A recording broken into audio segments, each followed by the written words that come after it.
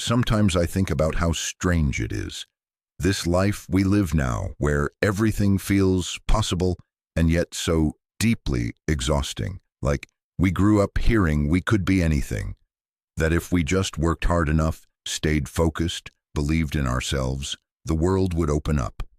And in many ways, it did. Look around. People are building empires from their bedrooms, sharing their thoughts with millions online, creating identities out of nothing but pixels and dreams. And I believed it. God, I really did. I clung to that promise like it was salvation. I thought, this is freedom. I don't have to work a soul-crushing 9 to 5 like my parents. I can carve out my own path. No bosses breathing down my neck. No gatekeepers. Just me, my vision, and the grind. But here's the thing they never tell you. When everything is possible, nothing feels enough.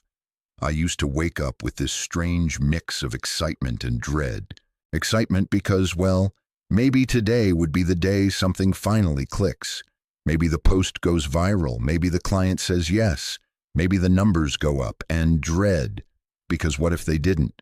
What if I failed? And the worst part? There's no one to blame. No angry boss. No rigid system. Just me.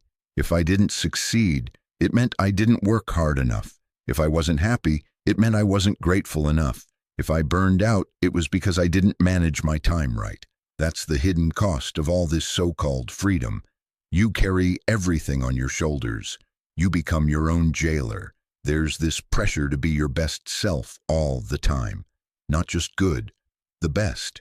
Every moment is an opportunity to grow, optimize, improve. Like you're a project, not a person.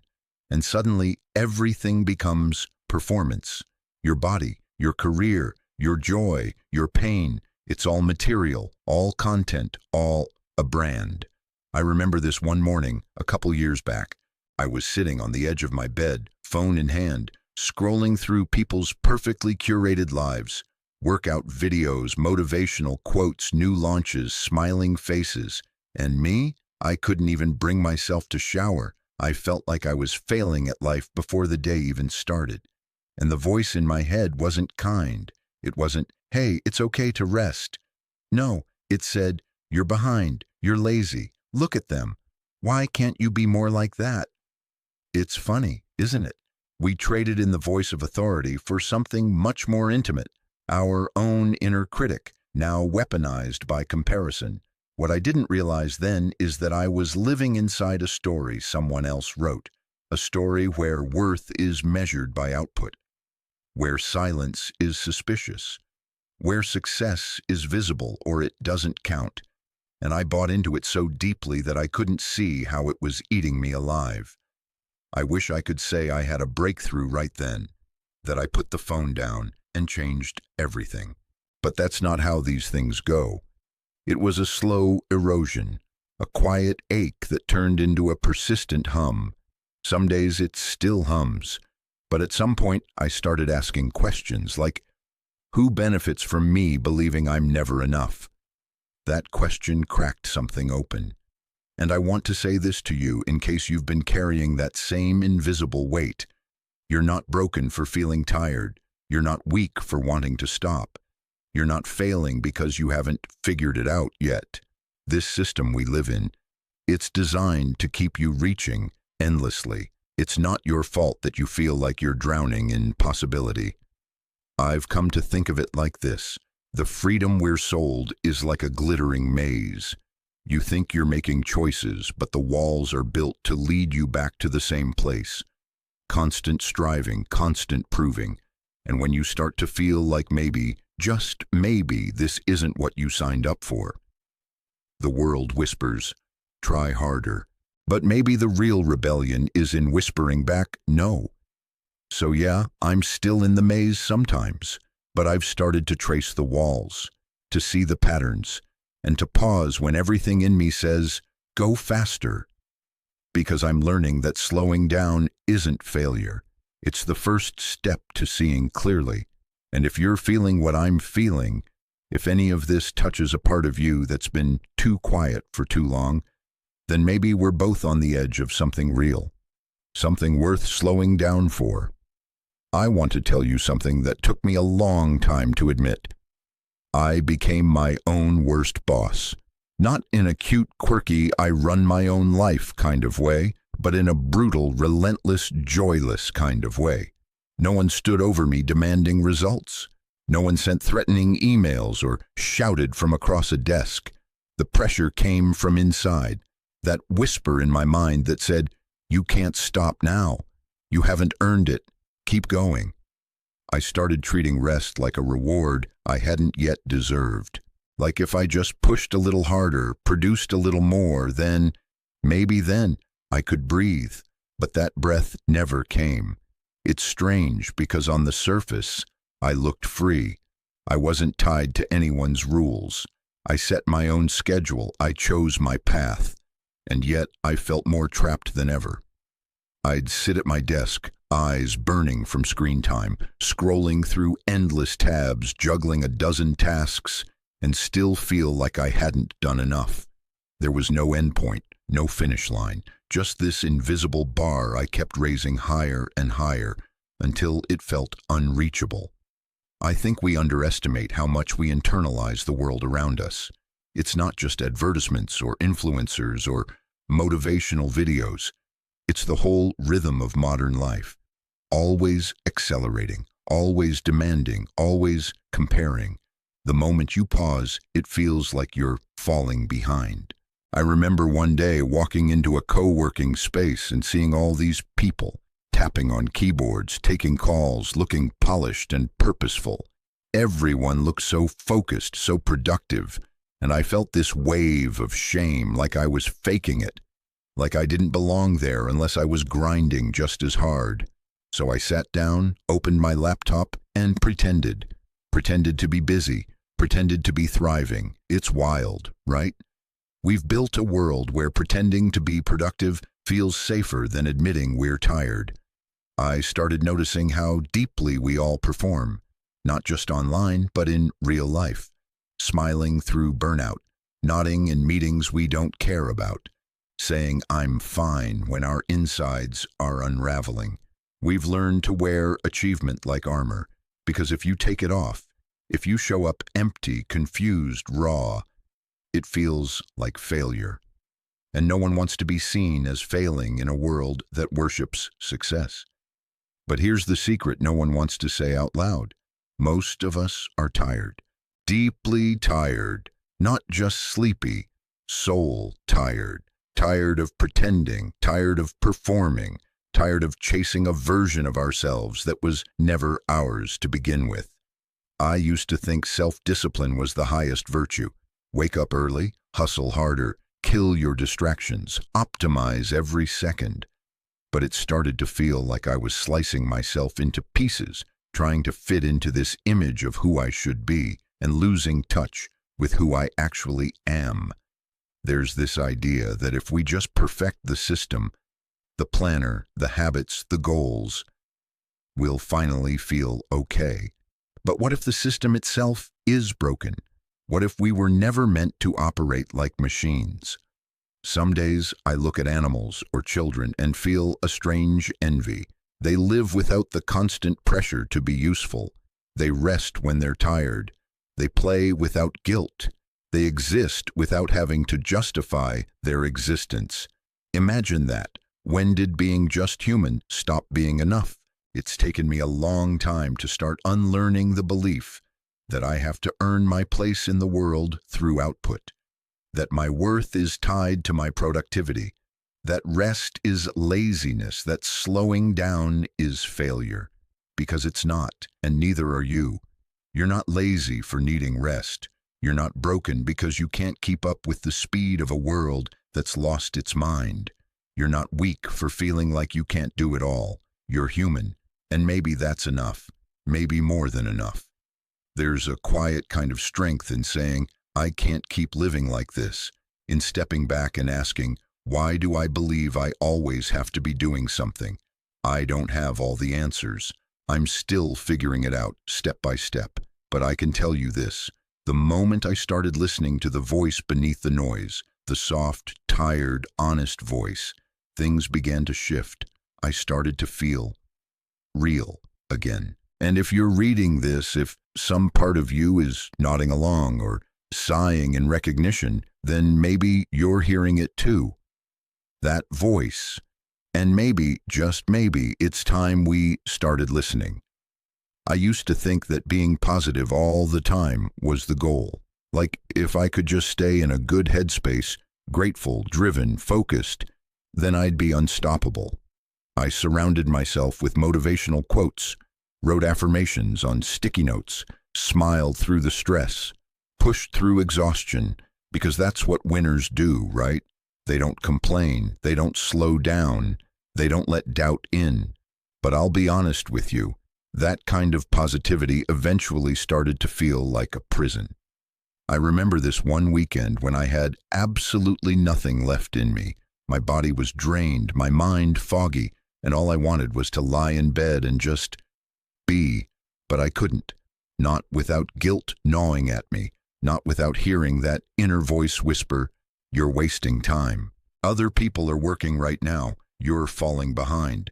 So I dragged myself out of bed, opened my laptop, tried to force creativity, force clarity, force results. Nothing came.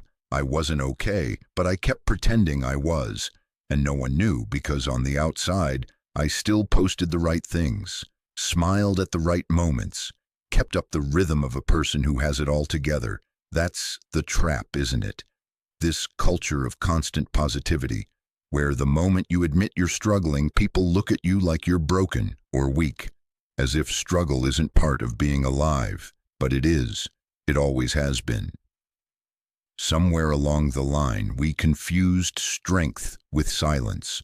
We started believing that being tired, uncertain, or sad was a flaw, something to fix, not feel. We were told to vibrate higher, trust the process, manifest abundance. And while those things aren't bad in themselves, they can become weapons when used to shame our very real, very human pain. I started noticing it everywhere, in the way people avoid uncomfortable conversations, in the way they deflect real emotion with surface-level cheer, in how we turn suffering into a branding opportunity, a lesson, a journey, something we can wrap in a neat caption and share for likes. But real healing doesn't look like that. It's messy, quiet, unphotogenic.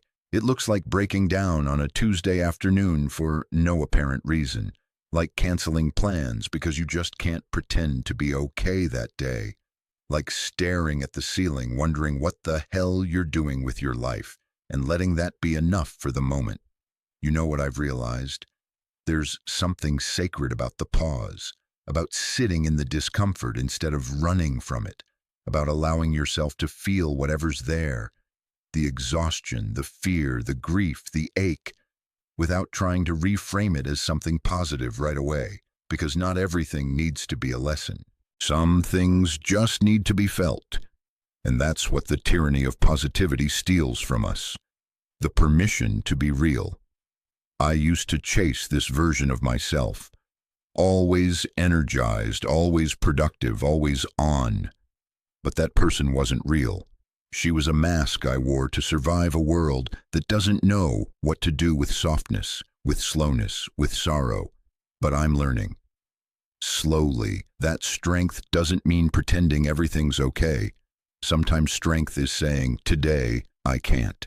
Sometimes it's asking for help, or saying no, or simply breathing through the weight in your chest without trying to make it disappear. We are not machines. We are not meant to be on all the time. And honestly, the people I admire most now, they're not the ones who radiate endless energy and hustle. They're the ones who are honest, who show up as they are, who let you see the cracks, not because they're proud of them, but because they're done hiding. So if today you're tired, if you feel heavy or slow or unsure, that's okay. That's human. And you don't have to earn your right to rest. You don't need to justify your feelings. You don't owe the world a smile if what you really need is space. You're allowed to be exactly where you are, without fixing, without faking, without forcing. That, my friend, is what I've started calling real freedom, not the kind sold in self-help books or personal development conferences, but the quiet, radical kind that says, I accept myself, even when I'm not okay, especially then. And when we do that, when we give ourselves permission to rest, to be honest, to feel, something begins to shift. It's like a knot loosens, a breath deepens, a bit of light creeps in through the cracks, not because we made it happen, but because we finally stopped trying so hard to hold it all together. There was a time when I thought I was free to choose my path, set my goals, shape my life. I wasn't under anyone's control, no boss breathing down my neck, no strict dress code, no one telling me when to eat, sleep, or take a vacation.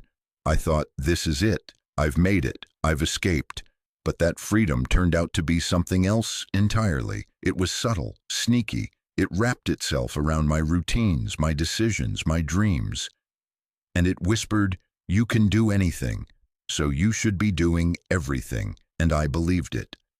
I bought into the illusion that productivity was liberation, that self-mastery meant self-discipline without mercy, that freedom meant being constantly in motion, always creating, always improving, always proving.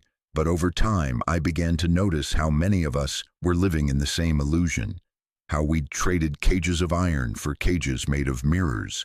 There were no bars anymore, just endless reflections of who we should be.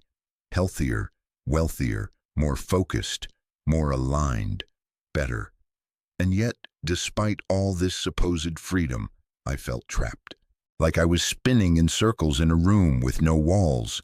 Not because I was forced to, but because I'd forgotten how to be still. I saw it in others too. Friends who couldn't sit through a dinner without checking their phones. Colleagues who smiled too wide at Monday meetings while dying inside. Strangers in coffee shops with 10 tabs open, jumping from one task to the next, sipping lukewarm lattes that tasted like deadlines. It was everywhere.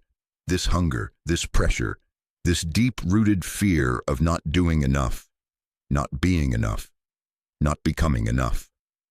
We called it ambition. But honestly, it felt like captivity. There's this philosopher, Michel Foucault, who wrote about how society used to control people through institutions, prisons, factories, schools, places where power was visible, where rules were clear. But now things have changed. The spaces that shape us aren't so obvious anymore. They're dressed up as freedom. Gyms, airports, co-working spaces, social media apps, branding seminars, places that tell us, come here, improve yourself, level up, don't stop. They don't chain us, they seduce us, and that's the trick. We believe we're choosing all of this. That's the part that's hardest to admit, that maybe the system didn't force this on us. Maybe it made us want it. Maybe we became our own enforcers, our own bosses, our own judges, and maybe our own jailers. That realization hit me one afternoon when I was walking through a park. The air was warm, the lights soft, and for the first time in days, I didn't have my earbuds in. No podcast, no productivity playlist, just me, the trees, and the wind. And I realized I didn't know how to be anymore without a purpose attached to it. I couldn't just walk for the sake of walking. I felt like I was wasting time. I kept reaching for my phone, itching to check something, anything, to justify the moment. That's when I knew something had to change. I had mistaken movement for meaning, speed for progress, choice for freedom. But freedom isn't just about what we're allowed to do. It's about whether we feel safe doing nothing. It's about whether we can exist, just exist, without guilt or shame or the need to explain ourselves. And that's the kind of freedom I'm trying to reclaim now. It doesn't come from apps or morning routines or 5-year plans. It comes in those quiet, inconvenient moments when you choose rest over results, presence over performance, wholeness over hustle. It's not easy. God, it's not easy. Everything in this world is designed to pull us away from that, to keep us scrolling, clicking, striving. But every time I pause, really pause, I get a glimpse of something deeper, a stillness I'd forgotten, a softness I didn't know I needed, a truth I'd buried under all the noise, that I am not a product, I am not a project, I am a person, and so are you. So if today you feel like the world is spinning too fast, if your chest tightens every time you open your calendar, if you're so used to saying I'm fine that you've forgotten what not fine even feels like, just know you're not alone. And more importantly, you don't have to live like this. You don't have to earn your right to breathe, to rest, to be. You already have it, even if you've forgotten, even if the world forgot to tell you. I used to think burnout was something that happened to people who hated their jobs, like corporate drones in soul-sucking offices, people stuck in roles they didn't choose, people who were overworked by someone else. I never imagined it could happen to me, someone who followed their passion, who built their own path, who loved what they did. But that's the irony, isn't it? When you pour your whole self into something, it's not just your energy that drains.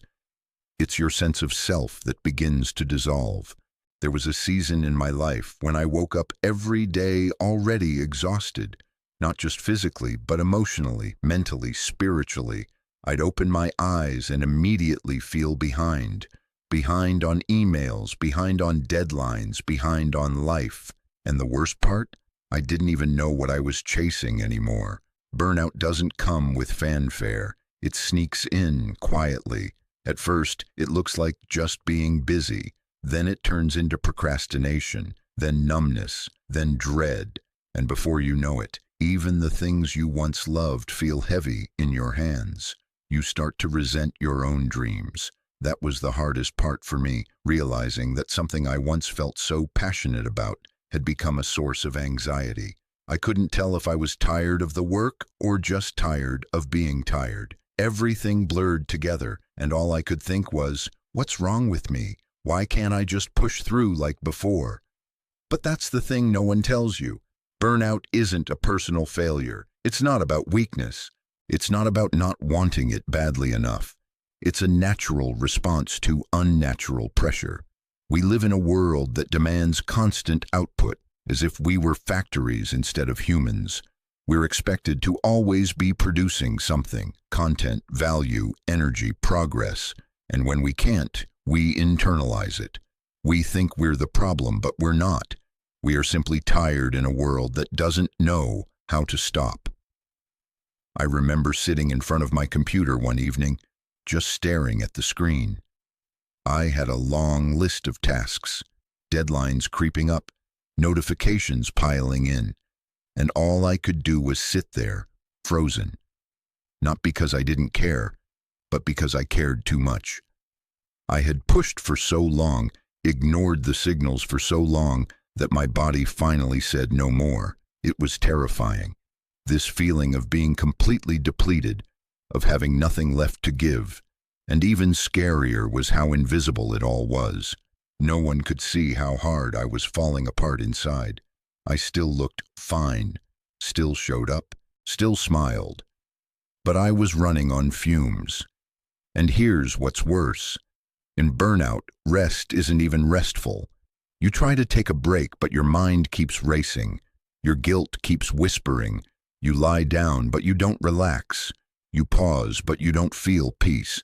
You feel like a machine trying to shut down, but the system keeps glitching. That's when I knew something was deeply wrong, not just with me, but with the whole culture around me. We celebrate overwork, glorify hustle, romanticize being so busy. And all the while, we're breaking, quietly, collectively. I don't have a magic fix for burnout, but I've learned that the path out doesn't look like another productivity hack or morning routine. It starts with something quieter, something slower. It starts with permission. Permission to not be okay. Permission to stop performing. Permission to let go of the image of who you think you should be, and to sit gently with who you actually are, especially when you feel broken. For me, the healing didn't happen in one big moment. It happened in small choices, turning off notifications, saying no to opportunities that drained me, letting go of guilt when I needed rest, taking walks without turning them into steps goals, sitting in silence without filling it with podcasts or checklists or plans. I began to ask myself a different question. Not, what more can I do, but what can I release? And slowly, very slowly, the fog began to lift. I'm still learning to live differently, to resist the pressure to always perform, to remember that I'm not here to impress the world. I'm here to live, fully, gently, honestly. And you are too. So if you're burnt out, if the light inside you feels dim, know this. You are not alone. You are not broken. You are not lazy. You are carrying too much in a world that asks too much and gives too little in return. And you are allowed to set it down, even if just for a moment, because sometimes that moment becomes the beginning of something new, something softer, something true. I don't know exactly when it happened, when I stopped feeling truly connected to the people around me. It was subtle at first. I'd meet up with friends and feel like we were talking at each other instead of with each other. Conversations skimmed the surface, work updates, vacation plans, the latest shows. We were sharing, but not really feeling anything together. And the irony, I was connected more than ever. Messages, group chats, likes, tags. It was constant. My phone buzzed like I mattered, but inside I felt oddly alone. I think we've all felt that, haven't we? This strange loneliness that doesn't come from being physically isolated, but from feeling emotionally invisible. We've built a world obsessed with appearances. We polish our profiles, curate our stories, present our best selves in tiny, digestible snapshots. And somewhere in all that effort to be seen, we forgot how to be known. I didn't even realize how much I was performing until I started catching myself editing my words before I spoke. Not for clarity, but for perception. Would this sound wise? Will they think I'm doing okay? Is this shareable? I was filtering even my most vulnerable moments through the lens of social acceptance, and the deeper I sank into that, the more hollow I felt. Byung-Chul Han talks about how this society of performance and productivity has turned even our relationships into transactions. We approach others not with curiosity, but with expectations. We look for validation, not connection. And over time, we start treating ourselves the same way, as brands, not beings. I'll never forget the night it really hit me. I was scrolling through my feed, half asleep, watching people I hadn't talked to in years share their highlights. A new job, a retreat in Bali, a wedding announcement. Everyone seemed to be glowing, thriving, and I felt this sudden pang, not of jealousy, but of grief, like I had lost something I couldn't name. That night, I closed my phone and sat in the dark for a while. No music, no distraction, just silence. And it was loud. It was the kind of silence that makes you realize how long you've been running from yourself. That's when I knew I wasn't just burnt out. I was fragmented, scattered. I had spent so much time trying to be everywhere, for everyone, in every role, that I didn't know where I was anymore. And that fragmentation, it's not just emotional, it's neurological. The constant switching between apps, the pinging of notifications, the endless tabs. It trains our brains to stay on the surface. We skim instead of sink. We react instead of reflect. We confuse stimulation for meaning, but meaning takes time. Depth takes time. Connection, real connection, takes presence. And presence is the very thing we've forgotten how to give. I started small. I began putting my phone in another room when I ate. I gave myself permission to reply to messages later, or not at all. I asked friends deeper questions, even if they felt awkward, and most of all, I practiced listening, not just to others, but to myself. What did I actually want to say? What did I actually feel? Who was I underneath all the noise? It's not easy. Sometimes I still catch myself reaching for my phone when a moment gets quiet. Sometimes I still feel the pull to prove something, to be seen in a certain way. But I'm learning to notice it, to pause, to breathe, because I don't want a life that looks good. I want a life that feels true, and I want relationships where I don't have to be on, where I can be messy, confused, raw, where I can show up with all the parts of me, even the ones that aren't impressive or inspiring or filtered just right. That's the kind of intimacy we're starving for. Not more followers, not more messages, but more moments that remind us, you're not alone in this. So if you've been feeling disconnected, not just from others, but from yourself, know that there's a way back. It starts with turning down the volume of the world. It continues with offering yourself presence, even when it's uncomfortable. And maybe in the quiet that follows, you'll start to remember who you really are, not who you're supposed to be, not who they expect you to be, but the you that's been waiting patiently beneath all the noise, the you that doesn't need to perform, the you that just wants to be. The more I sat with all of this, the exhaustion, the disconnection, the endless pressure to become someone, the more I realized how far I had drifted from myself. And I think that's the real cost no one talks about. Not just the burnout, not just the anxiety or loneliness, but the quiet, aching loss of who you are when you spend too long trying to become everything else. There's a kind of grief in that. A grief for the you that used to laugh without checking who was watching.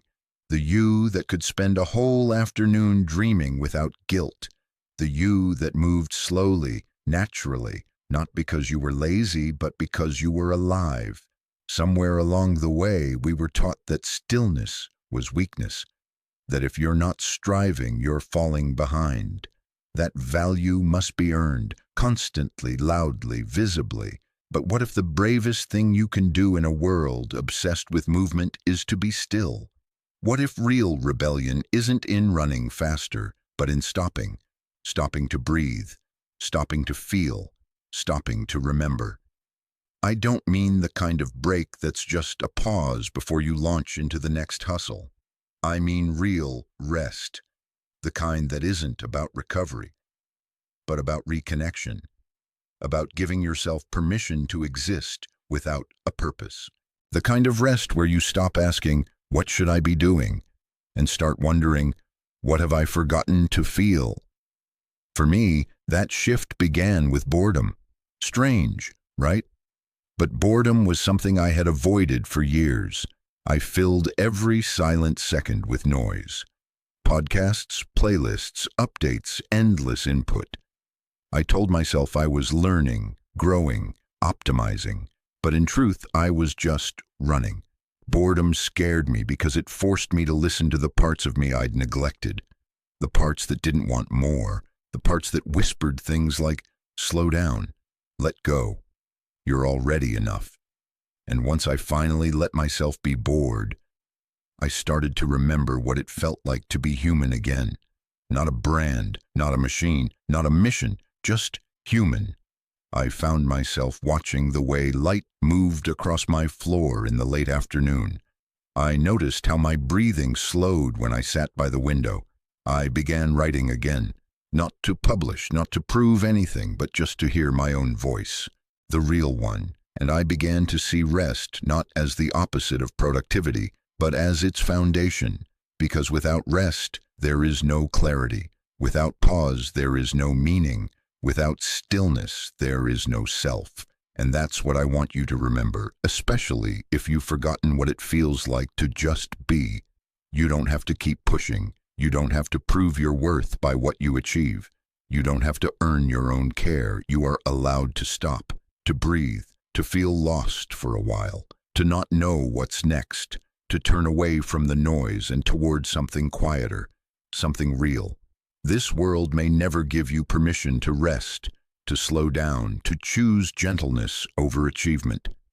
But you can give that permission to yourself. You can choose to honor your limits. You can choose to protect your attention. You can choose to return, not to who you were before the burnout, but to someone deeper, someone softer, someone more you. I don't know what your version of rest looks like. Maybe it's a long walk with no destination. Maybe it's deleting the apps that shout for your attention. Maybe it's sitting with a cup of tea in silence, listening for the parts of yourself you haven't heard in a while. Whatever it is, start there. Start small. Start real. Because underneath all the noise, all the striving, all the stories we've been told about what it means to matter, there is a truth that waits for you. A truth that says you are already enough, right here, as you are. No more becoming, just being. And that, my friend, is where the real beginning lives.